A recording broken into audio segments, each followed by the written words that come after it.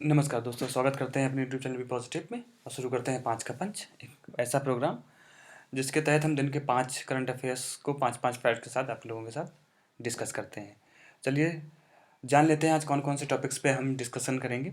26 नवंबर, क्योंकि आज की तारीख जो है 26 नवंबर है। BRI belt and road initiative जो है, अमेजन, ONGC और NIA, इनके बारे में आज हम जानेंगे।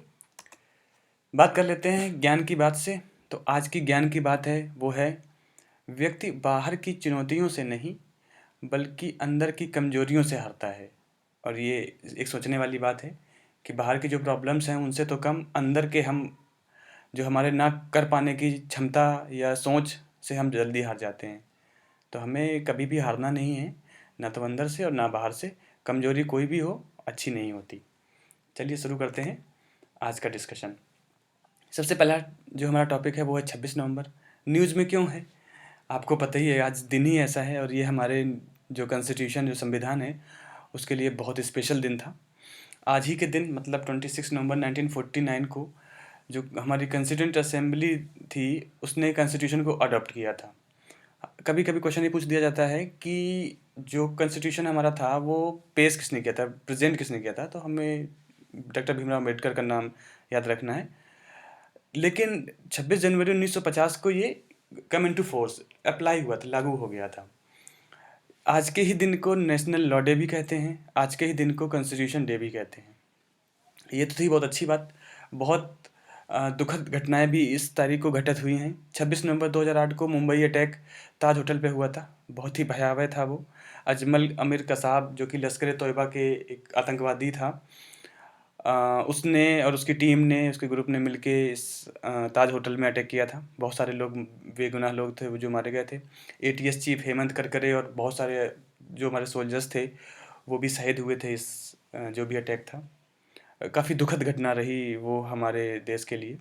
इसके बाद 26 नवंबर 1950 को कोरियन वार, जो साउथ कोरिया और नॉर्थ कोरिया के बीच स्टार्ट हुआ था।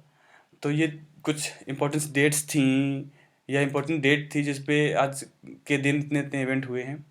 आई होप आपको एक छोटा सा आइडिया लगा हो कि 26 नवंबर अच्छी भी है तो कहीं कहीं बुरी भी है। चलिए आगे बढ़ते हैं। आज का हमारा दूसरा जो टॉपिक है वो है बेल्ट एंड रोड इनिशिएटिव्स। आपको पता है कि ये जो बेल्ट और रोड इनिशिएटिव है वो चाइना का है। न्यूज़ में क्यों है ये एक बार समझ लेते हैं। जो हमारे वित्त मंत्री हैं और विदेश मंत्री हैं, इन्होंने मिलके एक मीटिंग की और उनमें कहा है कि हमें जो चाइना का BRI है, मतलब बेल्ट और रोड इनिशिएटिव है, उस पे इंडिया को बहुत ज़्यादा स्ट्रेस देना पड़ेगा। उनकी सारी जो भी कनेक्टिविटी प्रोजेक्ट्स हैं उन पे ट्रांसपेरेंसी है वो लाने के लिए।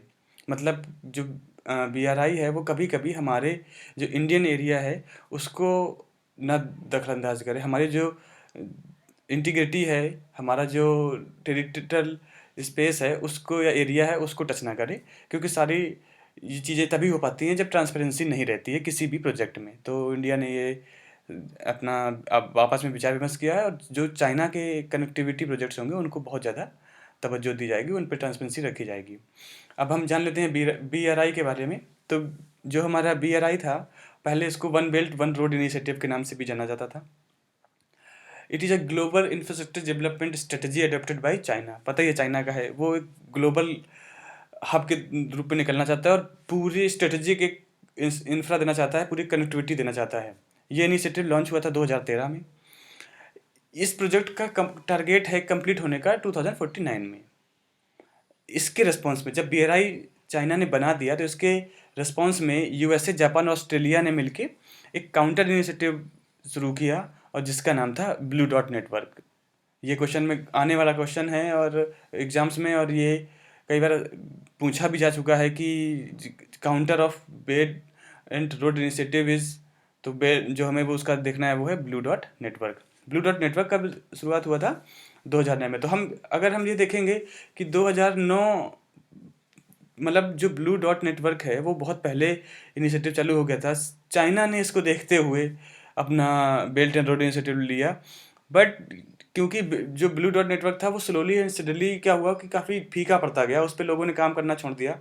उस टाइम पे जब हमारा जो बीआरआई हुआ चाइना का वो काफ़ी आगे बढ़ गया। तब फिर से जापान, यूएसए और ऑस्ट्रेलिया को लगा कि नहीं नहीं, हमारा जो पुराना ब्लू डॉट नेटवर्क था उसे फिर से मजबूत करना चाहिए, तो उन्होंने फिर से इस चीज़ को वो किया। तो तभी लिखा कि रिस्पॉन्स ऑफ बीआरआई, हमारा जो ब्लू डॉट नेटवर्क है वो आगे आया, जबकि ब्लू डॉट नेटवर्क पहले ही बन चुका था।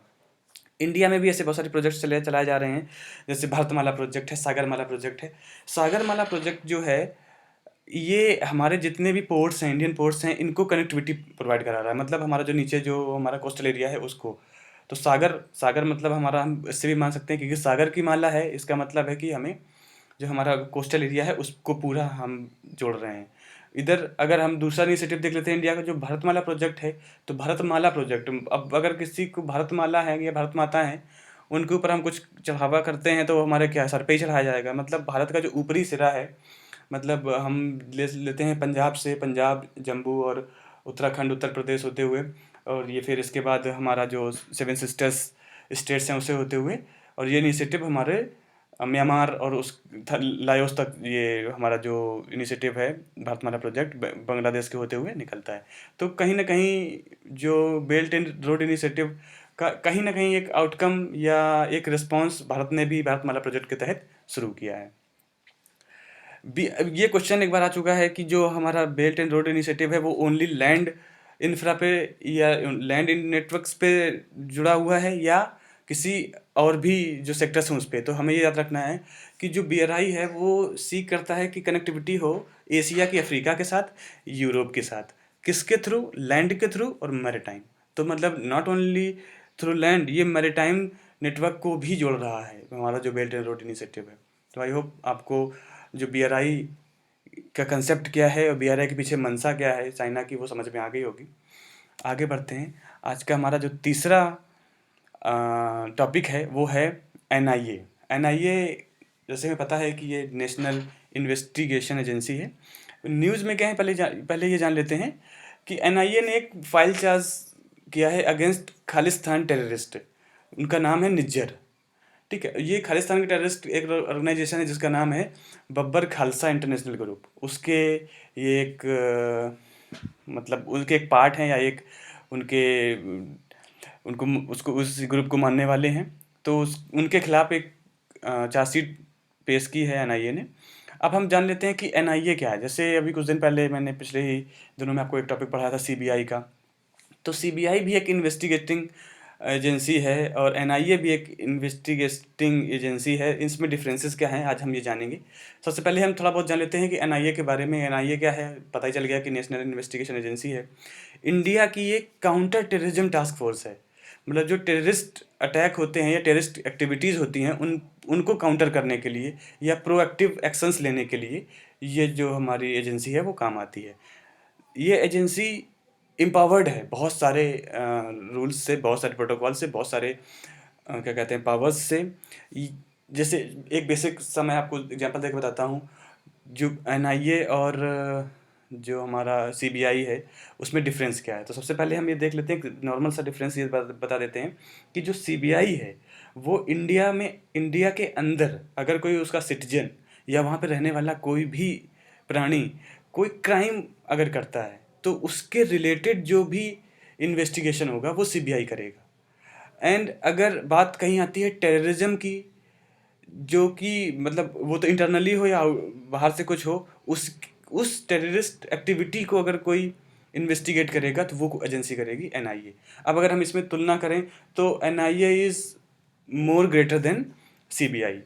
अब पावर्स की बात कर लेते हैं। तो अभी जो मैंने पॉइंट नंबर 2 पढ़ा, सीबीआई को अगर किसी स्टेट में जाके कोई छानबीन करनी है तो पहले आप सीबीआई को वहाँ के चीफ मिनिस्टर या वहाँ की जो स्टेट गवर्नमेंट है उससे परमिशन लेनी पड़ेगी। आपने न्यूज़ में बहुत सारा सुना होगा कि महाराष्ट्र में अगर कुछ केस होता है तो सीबीआई को आने नहीं दे रहे हैं, जाने नहीं दे रहे हैं, परमिशन नहीं दे रहे हैं। बहुत बीच में न्यूज़ में आया था। तो यही होता है कि सीबीआई को ही has to take permission from the government, state government. But NIA terrorist जो हमारा काउंटर टेररिस्ट या टेररिज्म है उससे रिलेटेड है। इसके लिए ज़रूरी नहीं है कि वो जिस भी स्टेट में अपना जो भी मिशन कंप्लीट कर रहे हैं या कोई भी इन्वेस्टिगेशन कर रहे हैं वो स्टेट की परमिशन लें। इसका मतलब है कि NIA has full authority to deal with any kind of situations, any kind of places in any state, in any place. तो पॉइंट नंबर 2 का सिर्फ यही कहना है। मैंने साथ में आपको सीबीआई और एनआईए के बारे में भी थोड़ा सा बता दिया कि क्या है बेसिक इन लोगों का डिफरेंसेस, इन दोनों बॉडीज़ का डिफरेंसेस। कोई परमिशन की जरूरत नहीं पड़ती है एनआईए को, मतलब बहुत बहुत मजबूत बॉडी है। अगर टेररिस्ट का कुछ भी उनको लगता है तो वो खुद ही जाके अपना छानबीन करेंगे, उनको किसी से कोई मतलब नहीं है। जैसे कि पता है एक एक्ट से, एनआईए एक्ट 2008 से ये बनाई गई है एनआईए बॉडी। अब एक चीज़ और ये कर रहे थे कि एनआईए बॉडी बनाई क्यों गई, क्योंकि कोई भी बॉडी बनती है उसका मेन मीन होता है कि क्यों बनाई गई। ऐसे तो होता नहीं कि किसी दिमाग में कोई चीज़ आई और बना दी गई, उसके पीछे बहुत सारे कंसिक्वेंसेज होते हैं, उसके अकॉर्डिंग बनाया जाता है। तो जब हमारा 2008 में 26/11 मुंबई अटैक हुआ था, at that time NIA was not there. उस तरीके का ऐसा कुछ नहीं था। तो वहाँ पर जो हमारे अदर जो टीम रहती थी, जैसे कि जो हमारे हेमंत करकरे साहब थे, वो हमारे अलग टीम के थे। वहाँ के जो लोकल जो एसटीएफ था वो उसके अलग चीफ थे, या वो लोग अलग तरीके से उस सिचुएशन को टैकल कर रहे थे। तो बीच में कम्युनिकेशन गैप था, एक कोऑर्डिनेशन नहीं था सारी जो भी हमारी एजेंसीज थे उनके बीच में, जिससे कि जो हमारे अटैकर्स थे वो उनको काफ़ी टाइम मिल गया अपनी उस अटैक को करने के लिए, और उन्होंने काफ़ी नुकसान पहुंचाया। तो उस टाइम इंडियन गवर्नमेंट के दिमाग में आया कि हमें एक ऐसी बॉडी बनानी चाहिए जो कि मतलब without seeking any permission for from any state, वो जाके वहाँ पे अगर कोई भी ऐसी एक्टिविटीज़ होती है उसको जाके सही से इन्वेस्टिगेट करे। तो आफ्टर 26/11 इन 2008 एनआईए का एक प्रपोजल आया, और फिर इसके बाद एनआईए का गठन हुआ, तब जाके एनआईए का फॉर्मेशन हुआ। ये 2009 में फॉर्म्ड हो गई। अगर स्पेसिफिकली हम डेट की बात करें तो ये 31 दिसंबर 2008 को मतलब वो फॉर्म हो गई थी। बट जब 31 दिसंबर है तो कहीं ना कहीं उसको 2009 मान लेते हैं। हेडक्वार्टर तो आपको पता ही है एनआईए का, क्योंकि एक नेशनल इन्वेस्टिगेशन एजेंसी है और काफ़ी बड़ी एजेंसी है, तो दिल्ली में ही है। ये काम करती है मिनिस्ट्री ऑफ होम अफेयर्स के अंडर में। हालांकि एनआईए जो है वो इट डील विद डिफेंस, मतलब जो डिफेंस मिनिस्ट्री उसके भी ऑक्यूपेशंस पे वो डील कर सकती है। बट एनआईए के जो होल सोल मालिक हैं, या वो जिसके अंडर काम करती है, जिसके अंदर अगर कुछ उसके जो चीफ होते हैं उनका सिलेक्शन या उनका जो भी अपॉइंटमेंट होता है वो through ministry of home affairs के ही होता है। इसके बाद जो एनआईए के चीफ हैं वो हैं अभी मिस्टर योगेश चंद्र मोदी। तो आई होप एनआईए के बारे में आपको आज क्लियर हुआ होगा, और डिफरेंस भी पता चला होगा कि एनआईए और सीबीआई आखिर हैं क्या, और इनके बीच में बेसिक डिफरेंस क्या है। आगे बढ़ते हैं। आज का हमारा चौथा टॉपिक है अमेज़न। यूनिक सा टॉपिक लग रहा होगा। आइए बात कर लेते हैं अमेज़न के बारे में। खबर क्या है? तो खबर आई है कि अमेज़न ने लिखा है FRL डायरेक्टर्स को। अब यहाँ पे FRL क्या है? FRL मतलब एक कंपनी है, भारत की है, जिसका नाम है फ्यूचर रिटेल लिमिटेड। तो उसके डायरेक्टर्स को लिखा है, क्योंकि कुछ हर एक कंपनी जो होती हैं, अमेजन भी एक क्या है, एक ई कॉमर्स कंपनी है, और एफआरएल क्या है, ये भी एक ई कॉमर्स कंपनी है, जो कि जो मतलब जो गुड्स हैं उसको प्रोवाइड करती है, प्रोडक्ट्स होते हैं उनको देती है। तो इनके बीच में बहुत सारे जो फिनेंशियल ट्रांजेक्शन्स होते हैं वो होते रहते हैं। तो उन ट्रांजेक्शन्स को पे अमेजन ने लिखा है डायरेक्टर्स पे, एफआरएल के डायरेक्टर्स को, कि जो फिनेंशियल इरेगुलरिटीज़ हैं उनको देखा जाए, उनको सॉर्ट आउट किया जाए। तो अभी हम जान लेते हैं कि अमेजन से एग्ज़ाम पर्पज़ से कौन कौन से पॉइंट ऐसे हो सकते हैं जो आ सकते हैं। तो सबसे पहले तो हमें ये देखना कि अमेजन जो है वो एक अमेरिकन मल्टीनेशनल टेक्नोलॉजी कंपनी है। इसका जो फोकस होता है वो ई कॉमर्स में होता है, क्लाउड कंप्यूटिंग में होता है, डिजिटल मार्केटिंग में होता है, और आर्टिफिशियल इंटेलिजेंस में होता है। अभी हम एग्जांपल्स देख लेते हैं। ई कॉमर्स तो आपको पता ही होगा कि हम अमेजन की साइट पे जाके और बहुत सारा सामान खरीदते हैं, बहुत सारी शॉपिंग करते हैं, तो वो ई कॉमर्स हो गया। इसके बाद क्लाउड कंप्यूटिंग क्या होता है कि it is work as a chat, कि हम क्लाउड कंप्यूटिंग का मतलब होता है कि इन्होंने एक स्टोर कर दिया अपना डेटा, इसके बाद वो किसी और को भी डेटा प्रोवाइड करने की मंजूरी दे सकते हैं। अगर ई कॉमर्स है मतलब उनका कोई ना कोई सर्वर होगा, और server is something like cloud computing. Digital streaming, अब आपने सुना होगा कि अमेजन का वो प्राइम आता है, जिसमें कि हम वेब सीरीज़ या मूवीज़ देखते हैं। तो ये एक जरिया है डिजिटल स्ट्रीमिंग का।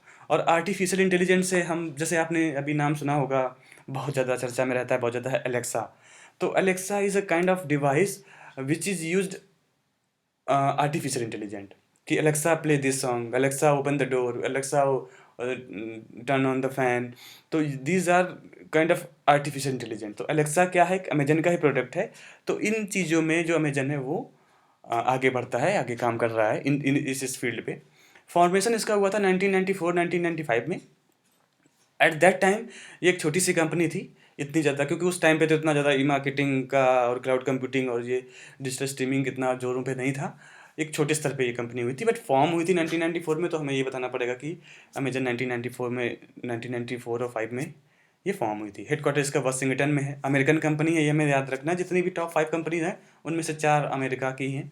एप्पल हो गई, माइक्रोसॉफ्ट हो गई, अमेजन हो गई, ये अमेरिकन कंपनीज हैं। वॉलमार्ट, अभी वॉलमार्ट को अमेजन ने पीछे किया है, but Walmart it's self American company. तो ये बहुत ही अच्छी बात है किसी देश के लिए कि विश्व की जो सबसे 5 बड़ी कंपनीज है उसमें से 4 कंपनीज उस देश की हैं, और अमेरिका वैसा अग्रणी देश है। इसके बाद हेडक्वार्टर की तो बात हो ही गई। क्वेश्चन कभी कभी चेयरमैन और सीईओ में पूछ लिया जाता है, जो कि थोड़ा सा कहीं ना कहीं परेशानी का सबब बन जाता है हमारे हमारे लिए। जब हम एग्जाम्स दे रहे होते हैं तो हमें बस देना है कि जो एग्जीक्यूटिव चेयरमैन है ही इज़ जेफ बेजोस, और जो हमारे सीईओ हैं वो एंडी जेसी हैं। तो ये अमेजन के बारे में एक ब्रीफ डिस्कशन था। आगे बढ़ते हैं। आज का हमारा जो नेक्स्ट टॉपिक है, आई थिंक आखिरी, आई थिंक क्या, this is last topic, ONGC. News में क्यों है ओएनजीसी? अभी क्या है कि गवर्नमेंट प्लान कर रही है कि जो मुंबई हाई हमारा ऑयल, क्रूड ऑयल और नेचुरल गैस का जहाँ से उत्पादन हम करते हैं, हमारे देश का जो है, वो क्या हो रहा है कि अभी उसका सही से यूटिलाइज नहीं कर पा रहे हैं। उस पे जितना रिसोर्स है उसको सही से एक्सप्लोर नहीं कर पा रहे हैं। तो गवर्नमेंट प्लान कर रही है कि मुंबई हाई जो फील्ड है उसको प्राइवेट सेक्टर को दे दिया जाए, क्योंकि जो हमारा ओएनजीसी है, मतलब oil and natural gas corporation, वो थोड़ा सा कमज़ोर हो रहा है उस चीज़ को करने के लिए। क्योंकि जब हम कुछ भी, जैसे डिगबोई है, हमारा मुंबई हाई है, इनमें जब हम कुछ भी नेचुरल गैस को या क्रूड ऑयल को निकालते हैं तो उसमें बहुत सारा मशीनरी खर्चा आता है, जो कि ओवरबर्डन हो जाता है कभी कभी उस कंपनी के लिए। तो ये तो न्यूज़ थी ओएनजीसी को लेके, कि जो हमारा मुंबई है, ये सरकार, गवर्नमेंट उसको प्लान कर रही है कि वो इसको प्राइवेट सेक्टर्स को बेच देगी या दे देगी।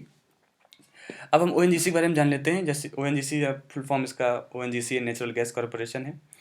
ये एक Indian own government crude oil and natural gas corporation है। अच्छा, एक चीज़ यहाँ पे और आपके साथ डिस्कस कर लेते हैं कि इंडियन ओन्ड और प्राइवेट ओन्ड में अंतर क्या रहता है।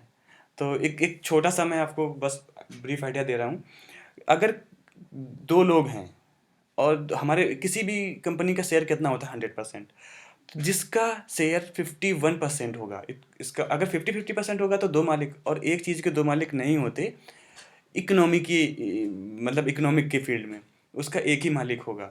तो जब बात आती है कि किसके ओन्ड होगी वो, तो उसका मतलब होता है कि जो भी वो कॉरपोरेशन है या कोई कंपनी है, उसका 51% जो शेयर है, शेयर इन द सेंस उसका जो 51% पार्ट है, वो उस पर्टिकुलर सेक्टर या पर्टिकुलर इंसान के नाम पर है। अगर government owned crude oil company है ये, तो इसका मतलब है कि मोर देन 51% जो उसका शेयर है वो गवर्नमेंट ओन कर रही है। जरूरी नहीं कि 100% उसका गवर्नमेंट ही ओन कर रही है, बट अगर मोर देन 50% वो ओन कर रही है तो इसका मतलब है कि वो जो कॉरपोरेशन है वो गवर्नमेंट का है।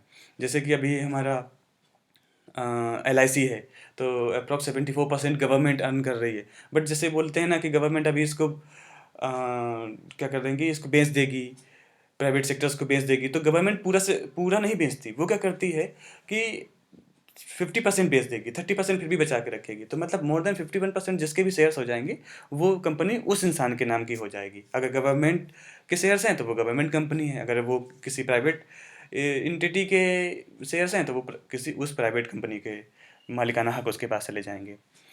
चलिए, ओएनजीसी आप समझ ही गए होंगे कि एक Indian own government owned company है। ये ministry of petroleum and natural gas, obviously जब जब बात हो ही रही है ऑयल और नेचुरल गैस की, तो मिनिस्ट्री एंड जो पेट्रोलियम एंड नेचुरल गैस है उसके अंदर ही आएगी। ओएनजीसी को महारत्न स्टेटस मिला हुआ है। यहाँ पे थोड़ा सा एक मैं और आपको बताना चाहूँगा कि जो महारत्ना स्टेटस हैं या नवरत्ना स्टेटस हैं या मिनी रत्ना स्टेटस हैं वो क्या होते हैं। एक छोटा सा ब्रीफ मैं इसमें भी दूंगा, पहले आगे देख लेते हैं। इसका फॉर्मेशन हुआ था 14 अगस्त 1956 को। हेडक्वार्टर आपको पता है दिल्ली में है।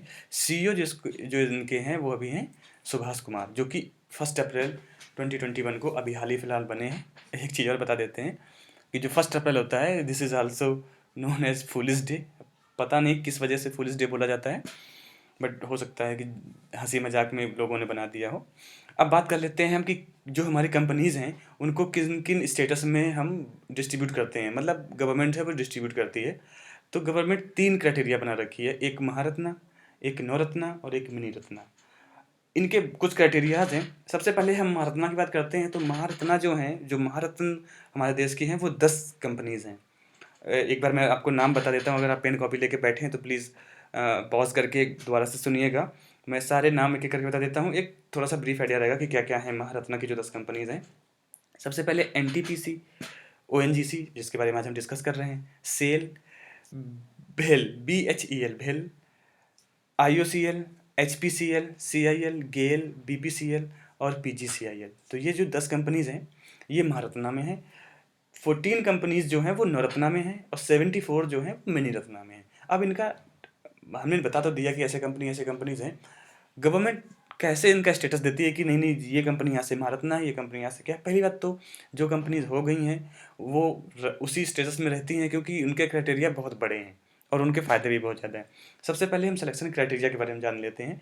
तो हम सबसे पहले छोटे से शुरू करते हैं। इसका जो क्रम है वो है, सबसे पहले महारत्ना आती है, फिर नवरत्ना आती है, फिर मिनी रत्ना आती है।